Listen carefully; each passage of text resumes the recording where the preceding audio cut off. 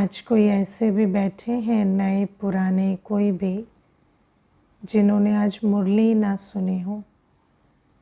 सच्चाई से हाथ उठाना। जिन्होंने आज मुरली ना सुनी हो, ऐसे भी कोई बैठे हैं? हाँ, हाथ उठाना ज़रा। ऐसे कोई नहीं बैठे, सबने मुरली सुनी। अच्छा, एक दो और भी कोई बैठे हैं? हाँ, सच्चाई के तो मार्क्स लो, मुरली के तो नहीं मिले। तो हाथ उठाओ जिन्होंने भी मुरली नहीं सुनी है। ठीक है, तो दो ने नहीं सुनी है। अब देखो, पहली बात तो है कि मुरली नहीं सुनेंगे तो घाटा किसका होगा? अपना। हम समझदार हैं, हमारे कर्म समझदारी के होने चाहिए। मुरली नहीं सुनेंगे तो धारणा की तो बात ही नहीं आएगी ना, क्योंकि जब समझ में आता है कि सारे दिन में मुरली ही नहीं सुनी तो फिर बाकी तो क्या ही अटेंशन दिया होगा। तो इस बात पर ध्यान देना है। फिर दूसरी बात है कि मुरली तो सुनी सबने, बाकियों ने तो सुनी, लेकिन मुरली में से कुछ ऐसा भी निकालते हैं कि मुझे आज इस बात पर अटेंशन देना है। क्योंकि आप देखो, रोज़ ये बात कही जाती है कि धारणा के पॉइंट्स आप अपने पोस्ट करो यूट्यूब पे, है ना। मुरली सुनते हैं, उसके बाद नीचे धारणा के पॉइंट्स पोस्ट करो। कुछ करते हैं, कुछ नहीं करते हैं, लेकिन धारणा के पॉइंट्स पोस्ट करने का अर्थ क्या होता है? कई बार मैं ऐसा देखती हूँ, जो मुरली में दो धारणा के पॉइंट्स होते हैं ना, उसको as it is copy paste कर देते हैं वहाँ, कि शायद दीदी ने मुरली में नहीं पढ़ा होगा तो यहाँ पढ़ लेगी, है ना। लेकिन उसके लिए नहीं कहा जाता। कहा इसलिए जाता है कि सारी मुरली में से आपने जब अपना चिंतन किया तो कौन सी बात पर आपका अटेंशन गया कि मुझे आज ये बात अपने जीवन में धारण करनी है, या आज के दिन कम से कम मुझे इस बात पर अटेंशन देना है। उस पर्पस से धारणा के पॉइंट्स दिए जाते हैं। और अगर आप धारणा के पॉइंट्स सच सच यथार्थ अर्थ में पोस्ट कर रहे हैं तो इसका मतलब है आपने ज़रूर मुरली ध्यान से सुनकर ऐसा अपने अंदर से ये संकल्प जैसे निश्चित किया है कि मुझे आज इस पॉइंट पर अटेंशन देना है। जैसे जब हम आपको मंथन कराते हैं तो मुझे जो बात उस दिन की मुरली में टचिंग होती है, या जिस बात पर मेरा चिंतन चलता है, या जिस बात पर अटेंशन देते हैं, उसको मैं सुनाती हूँ। तो इसी प्रकार से हर एक को अपने लिए वो एक्सरसाइज करनी चाहिए। मुझे कई बार ऐसी रिक्वेस्ट आती है कि आप सुबह ही हिंदी का मंथन करा दिया करो। लेकिन वो क्यों नहीं कराते? क्योंकि अगर सुबह सुबह हम मंथन भी कराएंगे तो आपका मंथन कहाँ से होगा? इंग्लिश का कराते हैं क्योंकि अलग अलग टाइम जोन्स में बहुत सारे भाई बहने हैं, लेकिन हिंदी के मंथन क्यों नहीं कराते? क्योंकि जो भारत में भाई बहने हैं वो सारे दिन मुरली पर अपना चिंतन मंथन भी तो पहले करें ना, फिर मंथन सुने। तो आज से ये थोड़ा पक्का करना कि मुरली सुनकर मुझे पर्सनली जिस पॉइंट पर आज अटेंशन देना है उसको मैं अंडरलाइन करूं और उसको फिर पोस्ट भी करूं, ताकि मुझे भी समझ में आए, अच्छा बाबा का ये बच्चा, ये भाई, ये बहन इस बात पर अटेंशन दे रहे हैं। क्योंकि देखो, आप लोग सब ऑनलाइन बैठते हो तो जो आप यूट्यूब पे पोस्ट करते हो या अपने धारणा के पॉइंट्स लिखते हो, उसको सारे मैं चेक करती हूँ इंडिविजुअली, और मुझे उससे एक चेकिंग भी होती है, एक नर्व्स भी पकड़ आती है कि आपका अटेंशन किन बातों पे जा रहा है। ठीक है ना, या पुरुषार्थ कैसा चल रहा है। इसीलिए इस बात पर ध्यान देना। आज बाबा हमें गुण मूर्त बनने पर अटेंशन खिंचवा रहे हैं। और प्रैक्टिकल बात ये है कि ज्ञान का प्रूफ गुण है ना। ज्ञान की निशानी, ज्ञान का स्वरूप क्या है? गुण। हमारे पास सत्य ज्ञान है, ये ढोल पीटने से नहीं होगा है ना। किसी को ढोल बजा बजा के बोले कि हमारे पास सत्य ज्ञान है, तो वो कहेगा क्या फ़र्क पड़ता है किसी का ज्ञान झूठा है या सच्चा है। लेकिन जो प्रूफ है सत्य ज्ञान का, वो क्या है कि हम मनुष्य से देवता बनते हैं। अब किसी को कैसे बताएं कि हम मनुष्य से देवता बन रहे हैं? जब आज हमारी सूरत सीरत में, हमारे चाल चलन में वो दैवी गुण नज़र आए, तब तो पता चले ना कि हाँ, ये वो सत्य ज्ञान सुन रहे हैं जिससे गुण मूर्त बन रहे हैं। तो इसीलिए गुणों पर बहुत अटेंशन आज बाबा खिंचवा रहे हैं। और बाबा हमें कहते हैं हर बच्चे को गुण मूर्त बनना है। अब इसमें दो बातें हैं। पहली बात कि आपकी जो अभी तक की पढ़ाई हुई है, उस आधार से आपको कितने गुणों का ज्ञान है। क्योंकि आप देखो, दुनिया में तो पीस और हैप्पीनेस के आगे कोई गुण वो जानते नहीं, है ना। दुनिया में तो अगर कहेंगे क्या चाहिए, तो पीसफुल होना है, खुश होना है, शांत और खुश, शांत और खुश, यही कहते हैं। और क्या बनना है तो पता नहीं, तीसरी चीज़ उनको नहीं पता। तो हम अपने को पूछें कि हम गुणों के सागर की संतान हैं। आज गुणों का सागर परमात्मा मेरा पिता बन मेरी पालना कर रहे हैं, मेरा टीचर बन मुझे पढ़ा रहे हैं। तो मेरे अंदर कौन कौन से गुणों की समझ आई है? तो पहले तो गुणों की लिस्ट, है ना। तो जो भी अभी आपको गुण याद आ रहे हैं, उनको आप चैट बॉक्स में लिख सकते हैं, है ना। यूट्यूब में भी जो देखेंगे वो कमेंट्स में लिख सकते हैं। तो जो भी गुण आपने ज्ञान से समझे हैं कि इन गुणों का मुझे स्वरूप बनना है, उन गुणों की हम लिस्ट बनाएं और हमें समझ में आए कि ये गुण हैं जिनको मुझे धारण करना है। फिर दूसरी बात है, एक होता है जनरल गुण कि अच्छा ये गुण है, ये गुण है, ये गुण है, ठीक है। तो किसी ने लिखा मधुरता, धैर्यता, किसी ने लिखा दातापन, है ना। अब इस प्रकार से समझ आया ये गुण है, ये गुण है, ऐसा है। अब दूसरी बात है, मेरा गुण क्या है? मैं गुणों के सागर की संतान हूँ, मैंने कौन सा गुण धारण किया है? क्योंकि मुझे याद है जब मैं कोर्स करने आई थी, जब मैंने शुरू में यात्रा शुरू की जब, तो मुझे एक बात बहुत अच्छी लगी थी। मुझे किसी ने प्रश्न पूछा था कि आपकी क्वालिटी क्या है? आप हमेशा किस क्वालिटी को धारण करके रहते हो?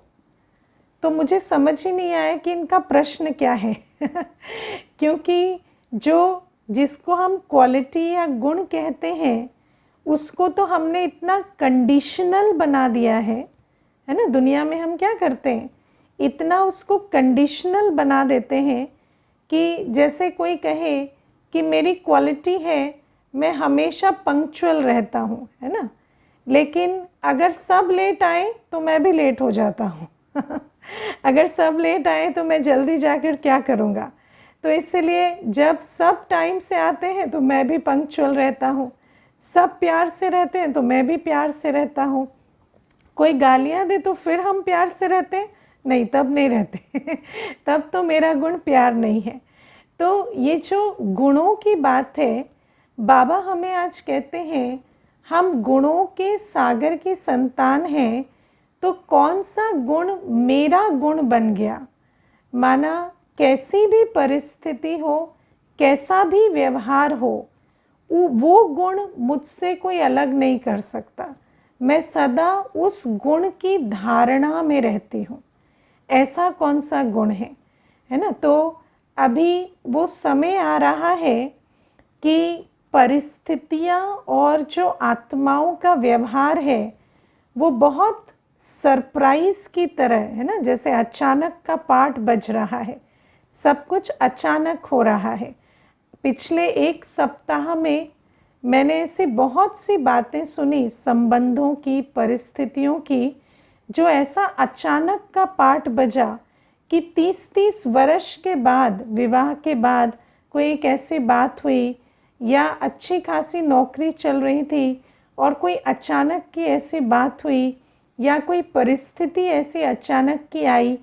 तो अभी अचानक का पाठ ऐसा चल रहा है कि कोई भी बात अचानक होती है। अब हमें अपने से पूछना है कि उस अचानक की परिस्थिति में क्या हम अपने गुण को पकड़े रहते हैं, या जब अचानक की कोई बात आती है तो हमारा वो गुण भी खो जाता है। तो फिर तो ये कहेंगे ना कि वो गुण जो है वो तो परिस्थिति की देन है, मेरा अपना गुण तो है नहीं, है ना? तो बाबा अब हमें क्या कह रहे हैं कि तुम्हें ऐसी पक्की धारणा गुणों की करनी है, ज्ञान योग बल से, कि कुछ भी हो जाए वो गुण तुम्हारा गुण रहे, वो गुण परिस्थिति या किसी आत्मा के व्यवहार के वश तुमसे कोई छीन ना सके, लूट ना सके, वो गुण का खजाना तुम्हारी अपनी चीज़ रहे। तो अब आप देखो, कईयों ने कई प्रकार के अच्छी बातें लिखी, सहनशीलता, नम्रता, धैर्यता, निर्भयता, है ना? लेकिन सबसे पहला गुण क्या है? पवित्रता। सबसे पहला गुण है पवित्रता। मनसा वाचा कर्मणा की पवित्रता। तो जहाँ पवित्रता नहीं, पवित्रता मूल गुण है। अगर मूल गुण नहीं तो गुणों का वृक्ष नहीं बढ़ सकता। तो इसलिए सबसे पहला गुण जो हमें धारण करना है वो है पवित्रता का गुण। मनसा वाचा कर्मणा मेरा पवित्र रहे। बाबा हमें पवित्रता के लिए क्या कहते हैं? धरत पर ये धर्म ना छोड़िए। चाहे सर धड़ से भी अलग हो जाए तो भी इस गुण को मुझे नहीं छोड़ना, है ना? चाहे वो मनसा की पवित्रता हो, चाहे कुछ भी हो जाए, मेरे मन में किसी के लिए अशुभ संकल्प ना चले, मेरा मन किसी के प्रति दूषित ना हो, वाणी से मेरे कोई अशुभ शब्द या ऐसे, है ना, बोल ना निकले, और कर्मणा में भी मेरा खाना पीना जीना, मेरी जीवन शैली संपूर्ण पवित्रता की हो। कुछ भी हो जाए, मेरा भोजन, मेरे ब्रह्मचर्य का व्रत, मेरी आँखों की कानों की पवित्रता किसी भी बात से खंडित ना हो, है ना? मेरा तन मन धन किसी पतित कार्य में ना लगे। ये हमारी पहली धारणा है। तो बाबा हमें कहते हैं कि जब तुम ऐसे गुण मूर्त रहते हो ना, तो सबसे पहली चीज़ इससे क्या होती कि सामने वाले का अवगुण देखना, सुनना, सोचना ये बंद हो जाता है। क्योंकि वो देखने, सुनने, सोचने से क्या होगा? आपका गुण खो जाएगा। तो आप जब अपने गुण पर अटेंशन दे रहे हैं तो सामने वाले का अवगुण देखने, सुनने, सोचने की फुर्सत हमें नहीं रहती। पक्की बात है ना? अगर मेरा अटेंशन इस बात पे है कि मेरा मन इम्प्योर नहीं होना चाहिए, तो चाहे कोई कुछ भी करे, मैं उसके अवगुण को अडॉप्ट नहीं करूँगी, मैं उसके अवगुण पर संकल्प नहीं चलाऊँगी। फिर दूसरी बात बाबा कहते हैं, जब तुम अपने गुणों की धारणा में रहते हो ना, तो सामने वाला भी धीरे धीरे उस गुण को कॉपी करता है। आप देखना, कहीं आपका जो सोना उठना खाना पीना है, अगर आप पवित्रता के साथ नम्रता भी रखते हैं और प्यार से अपनी धारणा पर चलते हैं, तो पहले तो कुछ दिन सामने जो आत्मा है वो रेजिस्ट भी कर सकती है। कई तो पहले ही है ना, जैसे प्रभावित होते हैं या सोचते हैं कि इन्हों के अंदर ये गुण बहुत अच्छा है। पर कई ऐसे भी हो सकते हैं जो पहले पहले तो मना करेंगे, लेकिन धीरे धीरे वो आपकी जो गुण है उसको कॉपी कर कर उस पर चलने लगेंगे। आप सुबह उठेंगे तो वो भी उठेंगे, भले ये कहकर उठेंगे कि देखें क्या करते हो तुम उठकर, लेकिन फिर भी उठेंगे ज़रूर, क्योंकि आपके अंदर जो गुण हैं वो धीरे धीरे वो कॉपी करेंगे। तो बाबा हमें कहते हैं कि हमारे अंदर ये पक्का संकल्प होना चाहिए कि मुझे इस गुण को कभी नहीं छोड़ना। दूसरा गुण जो मैं समझती हूँ जो बहुत मुख्य गुण गिना जाता है वो है संतुष्टता। संतुष्टता माना चाहे कैसी भी परिस्थिति हो, कैसा भी सरकमस्टेंस हो, वायुमंडल हो, आत्माएं हो, सुख दुख की बात हो, मान अपमान की बात हो, लेकिन मेरे अंदर कोई कंप्लेंट ना आए, मेरे अंदर ये ना आए कि ये ठीक नहीं है, ये मुझे अच्छा नहीं लग रहा, ऐसा नहीं होना चाहिए। नहीं, बाबा हमें कहते हैं कि ड्रामा की हर सीन कल्याणकारी है, और जिस आत्मा ने ज्ञान को धारण किया है, क्योंकि गुणों का बीज क्या है? ज्ञान। तो जब हम ज्ञान को धारण कर लेते हैं कि हर आत्मा अपना एक्यूरेट पार्ट बजा रही है और ड्रामा की हर सीन कल्याणकारी है, ये दो बातें धारण की है ना, कि हर आत्मा अपना एक्यूरेट पार्ट बजा रही है। कोई भी ऐसी आत्मा नहीं है, बाबा पार्ट के लिए क्या वर्ड यूज़ करते हैं? एक्यूरेट।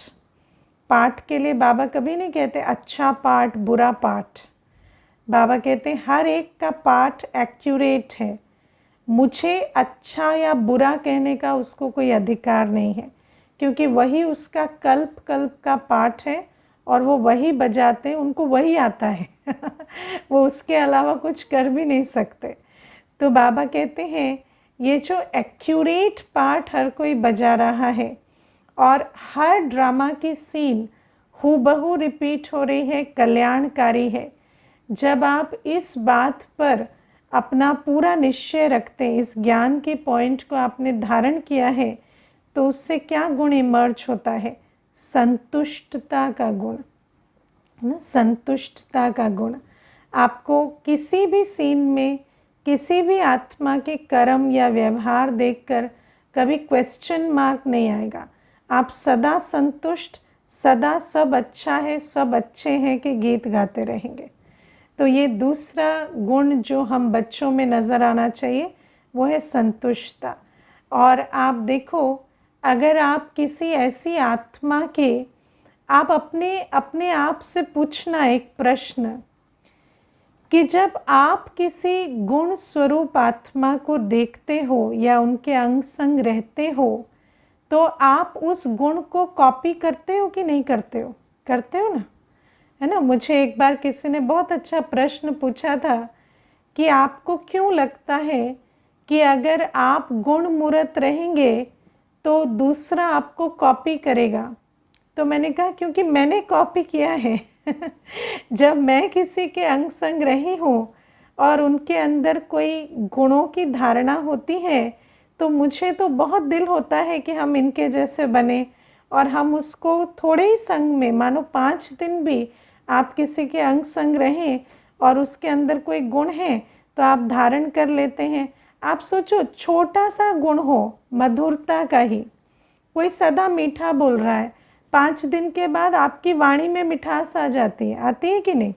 आती है, क्योंकि आपको लगता है हर बात ये इतने प्यार से कर रहे हैं, मेरी आवाज़ ऐसी क्यों सुनाई दे रही है मैं क्यों नहीं उसकी तरह बोलता, है ना। तो बाबा कहते हैं कि अगर इस प्रकार से देखें तो जैसे हम गुण स्वरूप आत्मा को कॉपी करते हैं, तो ज़रूर है हमें भी देखकर और जो है वो कॉपी करते होंगे। तो बाबा कहते हैं संतुष्टता।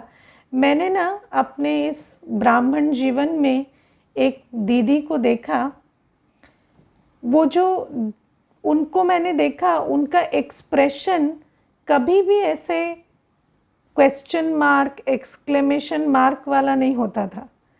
हर बात में मुस्कुराती थी। उनको कोई ये भी कहे ना कि आपकी ये चीज़ टूट गई तो भी मुस्कुराती थी। तो मैंने देखा कि कितनी वंडरफुल बात है कि इन्हों को कोई ये कह रहा है कि आपकी ये चीज़ मेरे से खो गई या उसका नुकसान हो गया। अब हम तो देखो अपने संस्कारों को क्या करते हैं कि अपने आप को बुरा लग रहा होगा तो कहेंगे मुझे तो बुरा नहीं लग रहा, लेकिन बाबा की ये चीज़ का नुकसान कर दिया है ना, इसीलिए आपके लिए मुझे अच्छा नहीं लग रहा। लेकिन वो जो आत्मा को मैंने देखा हर बात में मुस्कुराती, तो उनको देखकर हमने सीखा कि संतुष्टता कितनी बड़ी चीज़ है। ना स्व से संतुष्टता में कमी, ना अन्यों से संतुष्टता में कमी, ना ड्रामा के सीन से संतुष्टता में कमी, कभी कोई कंप्लेंट नहीं, कभी कोई क्रिटिसिज्म नहीं। तो बाबा कहते हैं ये गुण भी अगर हम धारण करें तो सामने वाली आत्मा को भी ये संतुष्टता का गुण मिलता जाएगा। और आपको शायद आइडिया भी नहीं होगा कितनी आत्माएं हमें देखती हैं, है ना। हम कई बार सोचते हैं ना कि हमें देखता ही कौन है, हमें तो, है ना, जैसे अब चलो हम सेवा में रहते हैं तो कोई देखता भी होगा, लेकिन गृहस्थ व्यवहार में रहते हैं तो हमें लगता है हमें देखता ही कौन है, दो चार ये हैं। लेकिन आपको पता नहीं है जब आप बीके बन जाते हैं ना तो दूर दूर तक सब आपको देख रहे होते हैं। फ़ोन पर भी आपकी खबर ले रहे होते हैं कि इनके चाल ढाल कैसे हैं, ये कैसे चल रहे हैं आजकल।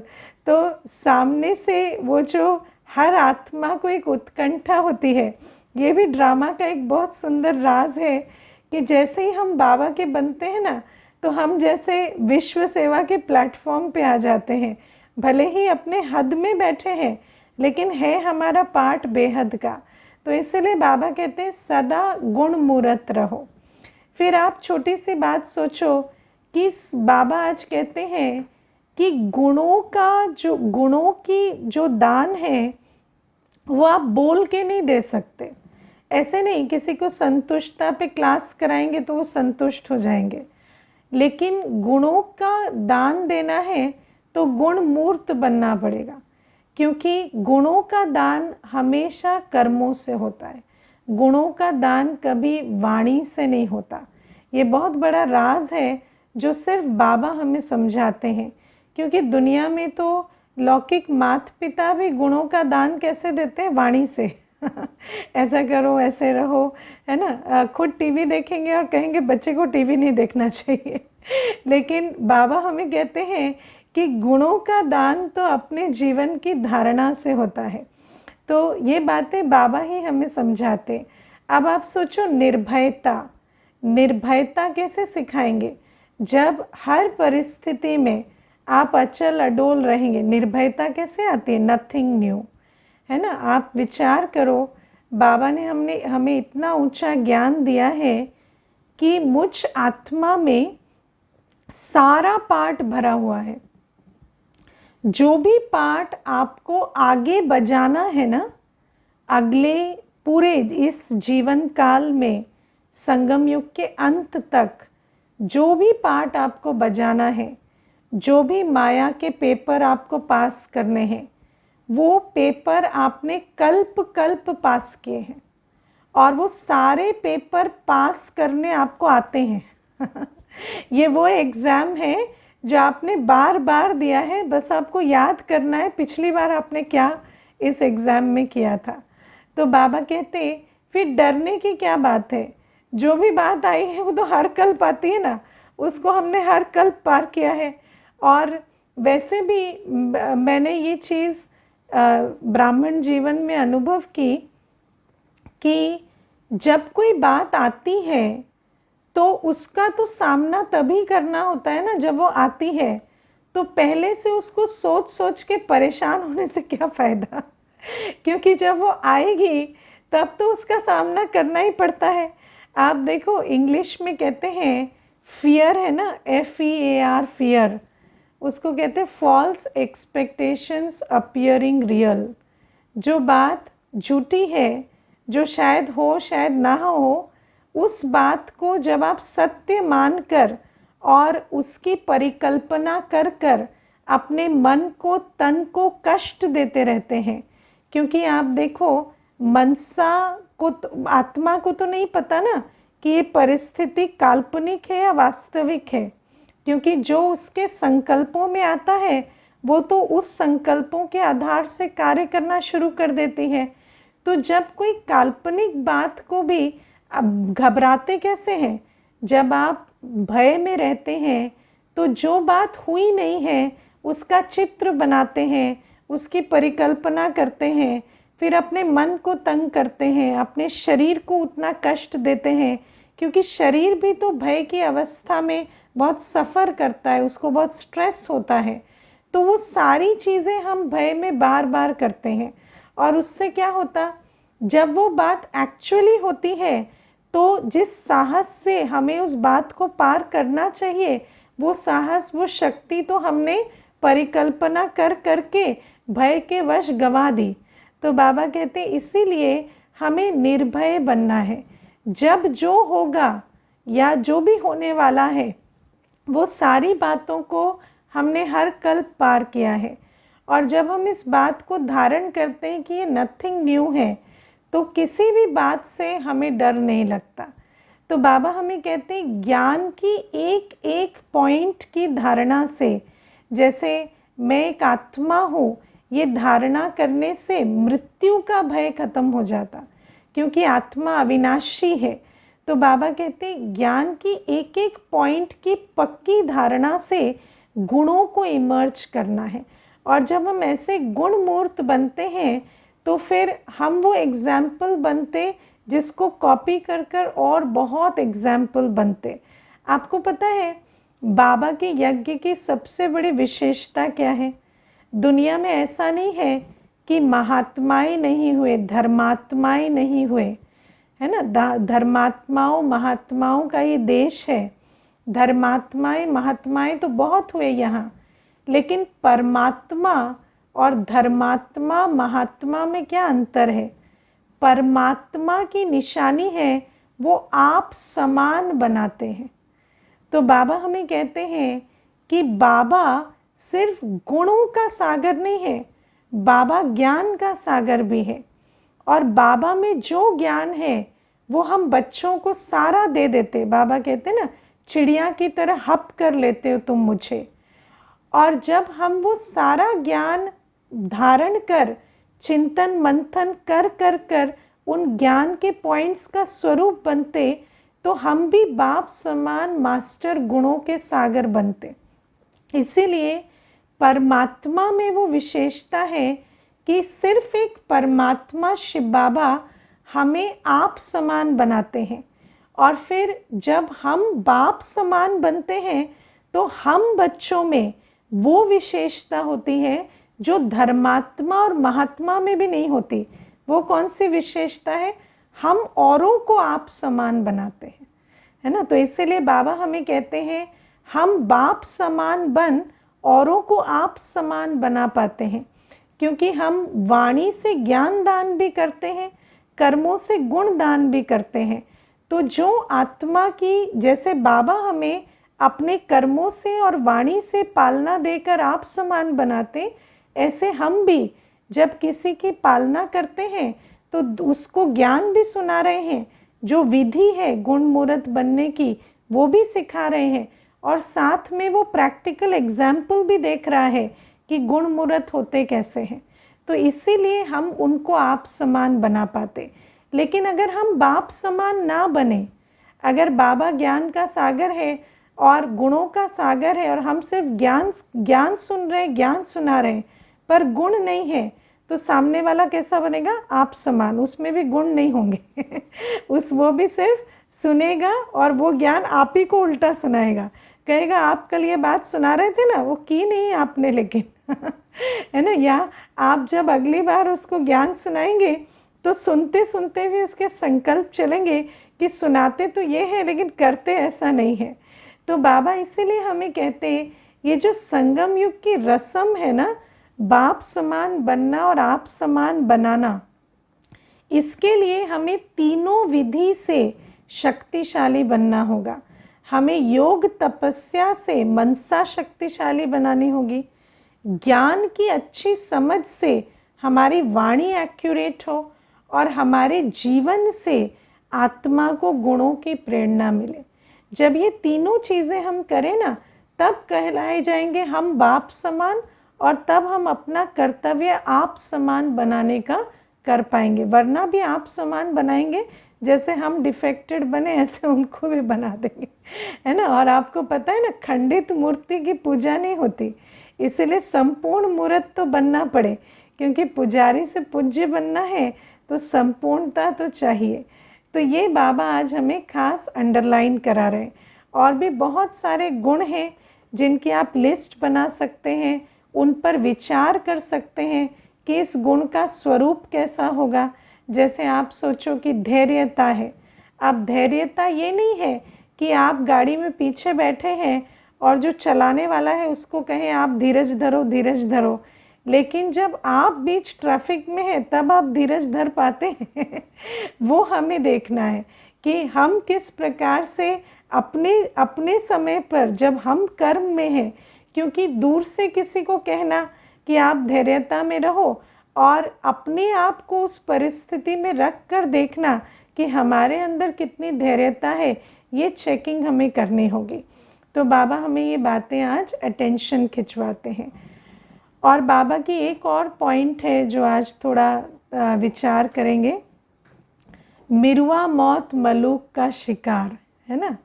बाबा कहते हैं कि जब विनाश होगा और अनेक आत्माएं शरीर छोड़ेंगी, तो वो जो दृश्य है उसको बाबा कहते हैं मिरुआ मौत मलूक का शिकार।